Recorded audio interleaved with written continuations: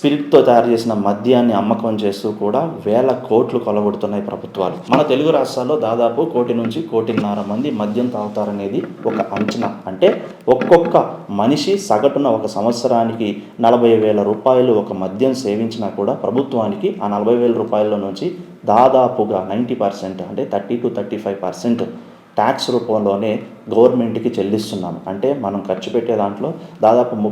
30,000 tax రూపంలోనే ప్రభుత్వానికి ఆదాయంగా వెళ్తోంది. రూ. 130తో తయారు చేసినటువంటి ఒక రాయల్ స్టాగ్ బాటిల్ చివరికి సామాన్యుడికి చేరే వరకు అది రూ. 880 దాకా అవుతోంది. అంటే ఇక్కడి నుంచే ట్యాక్స్‌ల పర్వం మొదలవుతుందన్నమాట.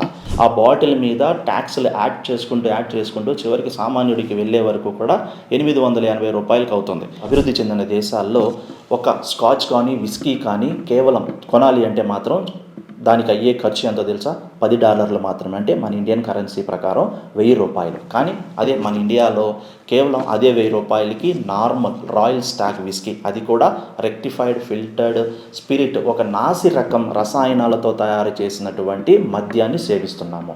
స్కాచ్, విస్కీ తాగాల్సినటువంటి ధరలతో మనం తాగుతోంది అసలు మద్యమే కాదు, ఒక స్పిరిట్, నాసిరకపు రసాయనాలతో తయారు చేసినటువంటి మద్యాన్ని మనం స్కాచ్, విస్కీ ధరలతో తాగి మరీ మన ఆరోగ్యాలని పోగొట్టుకుంటున్నాము.